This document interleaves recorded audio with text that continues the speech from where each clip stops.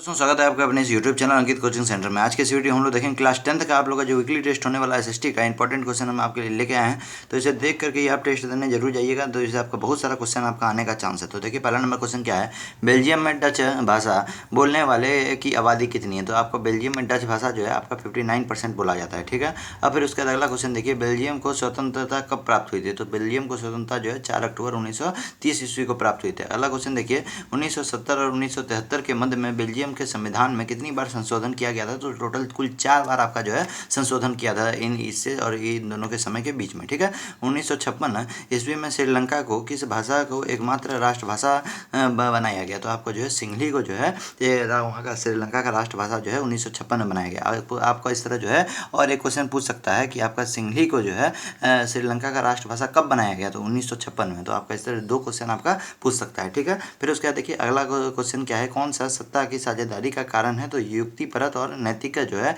यह आपका सत्ता की साझेदारी का मुख्य कारण है। अगला क्वेश्चन देखिए, श्रीलंका का राजकीय धर्म क्या है। तो वहाँ का राजकीय धर्म बौद्ध धर्म है, ठीक है। अगला क्वेश्चन देखिए, श्रीलंका में भारत में क्षेत्रीय सरकार के लिए दूसरा नाम क्या है। तो भारत में क्षेत्रीय सरकार का दूसरा नाम जो है राज्य सरकार है, ठीक है। अब फिर उसके बाद अगला क्वेश्चन पे आइए। अगला क्वेश्चन आपका है, अगला क्वेश्चन आपका देखिए, अगला क्वेश्चन आपका है, 2 या 2 से अधिक दलों के बीच सत्ता की साझेदारी से डैश सरकार बनती है। तो 2 या 2 से अधिक सत्ता का सरकार जब मिलेगा तो कौन सरकार बनाता है, गठबंधन सरकार। तो गठबंधन इसका सही आंसर हो जाएगा। झारखंड राज्य का गठन कब हुआ था। तो झारखंड राज्य का गठन 15 नवंबर 2000 ईस्वी को हुआ गया था। यहाँ 2000 ईस्वी लिखें ये भी चलेगा। यदि आप पूरा डेट का बात करें तो 15 नवंबर 2000 ईस्वी को जो है बिहार से झारखंड क्या हो गया था, अलग हो गया था, ठीक है। अगला क्वेश्चन में आते हैं, भारत में निम्न शासन प्रणाली है। तो भारत में जो है संघात्मक शासन प्रणाली है। देखिएगा इंपॉर्टेंट क्वेश्चन है, भारतीय संविधान द्वारा शक्तियों का विभाजन कितनी सूचियों में किया गया। तो टोटल 3 सूचियों में आपका विधायिका, कार्यपालिका और न्यायपालिका में किया गया। टोटल 3 इसका जो है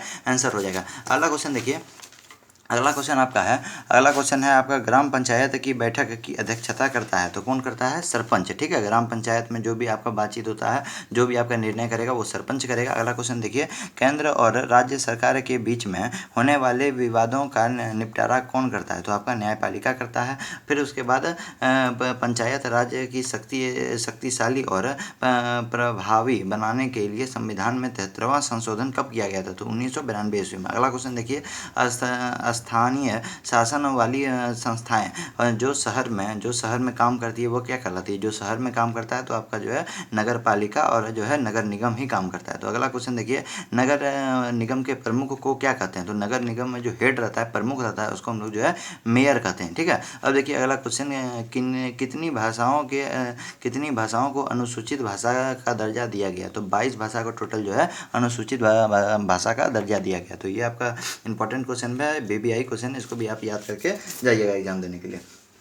कुछ क्वेश्चन है जो बहुत इंपॉर्टेंट है। अगला क्वेश्चन देखिए क्या है कि सामुदायिक सरकार किस देश में से संबंधित है। तो आपका बेल्जियम देश से संबंधित है। अगला क्वेश्चन देखिए, बेल्जियम में डच भाषा बोलने वाले की आबादी कितनी है। तो आपका जो है टोटल 59% जो है डच भाषा आपका वहाँ पे बोला जाता है, ठीक है। और फिर उसके बाद जो है 40% आपका क्या बोला जाता है, वहाँ पे फ्रांस बोला जाता है। और 40 और 59 कितना हो गया आपका, 99% हो गया। और 1% आपका जो है अन्य भाषा कुल जो है आपका बोला जाता है, ठीक है। और फिर उसके बाद देखिए अगला क्वेश्चन, सत्ता की साझेदारी के ऊर्ध्वाधर वितरण से निम्न में से कौन संबंधित है। तो आपका देखिए सत्ता की साझेदारी के जब ऊर्ध्वाधर वितरण आए तो क्वेश्चन ज़्यादा ध्यान से समझिए। ऊर्ध्वाधर वितरण जब भी आए तो हम इसको समझेंगे। आप 3 चीज़ याद रखिएगा, केंद्र सरकार, राज्य सरकार और स्थानीय सरकार, ठीक है। 2 तरह का वितरण होता है, ऊर्ध्वाधर वितरण और क्षैतिज वितरण। अगला क्वेश्चन देखिए, नियंत्रण एवं संतुलन की व्याख्या का संबंध सत्ता की साझेदारी के निम्न में से कौन रूप से है। तो देखिए सत्ता का क्षैतिज वितरण, ठीक है। फिर उसके बाद देखिए साथ आकर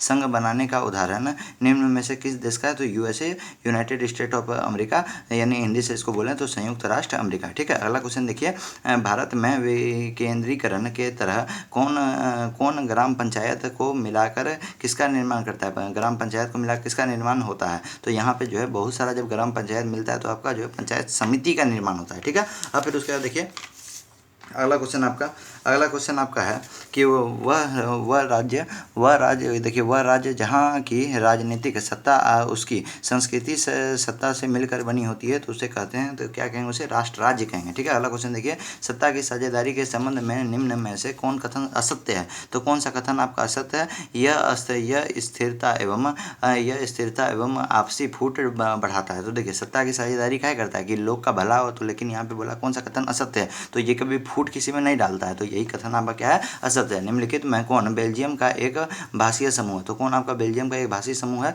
तो स्पेनिश, ये आपका जो है एक भाषीय समूह, वहाँ पे जो ये भाषा आपका नहीं बोला जाता है। फिर उसके बाद अगला क्वेश्चन देखिए, श्रीलंका कब स्वतंत्र हुआ था? तो कब स्वतंत्र हुआ था? 1948 ईस्वी में। बेल्जियम में फ्रांस भाषा बनाने वाला ये फ्रांस भाषा बोलने वाला का प्रतिशत कितना है? तो आपको बताए थे कितना प्रतिशत होगा, 40%। ठीक है, आपको बताए भी थे आगे। फिर उसके बाद अगला क्वेश्चन देखिए, श्रीलंका में तमिल को कब राजभाषा घोषित किया गया? तो 1956 में जो है श्रीलंका को जो है तमिल का राष्ट्रभाषा जो है घोषित किया गया है। ठीक है, फिर उसके बाद देखिए अगला क्वेश्चन आपका क्या है? अगला क्वेश्चन आपका यहाँ पे अगला क्वेश्चन आपका है यूरोप संघ का मुख्यालय कहाँ है? तो यूरोप संघ का मुख्यालय कहाँ स्थित है? तो ब्रुसेल्स में स्थित है। इंपॉर्टेंट क्वेश्चन है। अगला क्वेश्चन देखिए, सत्ता की साझेदारी के क्षैतिज वितरण, बोले थे आपको ऊर्ध्वाधर और क्षैतिज वितरण, देखिए क्षैतिज वितरण आ गया। तो जहाँ भी आप जो है क्षैतिज वितरण सुनिएगा तो वहाँ पे आप जो है सीधा आंसर बोलिएगा, विधायिका, कार्यपालिका और न्यायपालिका। फिर अगला क्वेश्चन देखिए, संघीय शासन व्यवस्था के संबंध में निम्न में से कौन सा असत्य कथन है? तो आंदोलन को संविधान और विभिन्न स्तर की सरकारों के अधिकार की व्याख्या का अधिकार ना होना। ठीक है, अगला क्वेश्चन देखिए, निम्न में से कौन बेल्जियम का एक भाषीय समूह नहीं है? तो स्पेनिश जो है वो आपका एक भाषीय समूह नहीं है। देखिए, ये सब डबल बार क्वेश्चन आ गया है। अब फिर देखिए अगला क्वेश्चन, ऐसी सरकार या शासन व्यवस्था जिसकी सत्ता पर किसी प्रकार का अंकुश ना हो उसे क्या कहेंगे? उसे निरंकुश कहेंगे। अंकुश में मतलब क्या, किसी प्रकार का लगाम ही नहीं है, तो यहाँ पे क्या हो जाएगा, आपका निरंकुश हो जाएगा।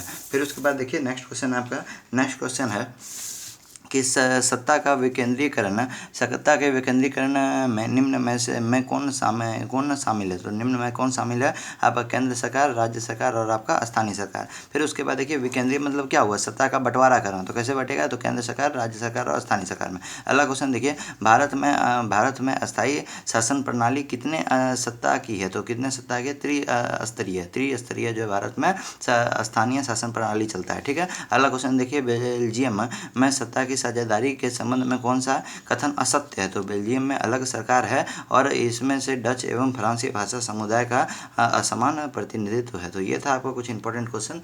मिलते हैं नेक्स्ट वीडियो में। जय हिंद, जय भारत।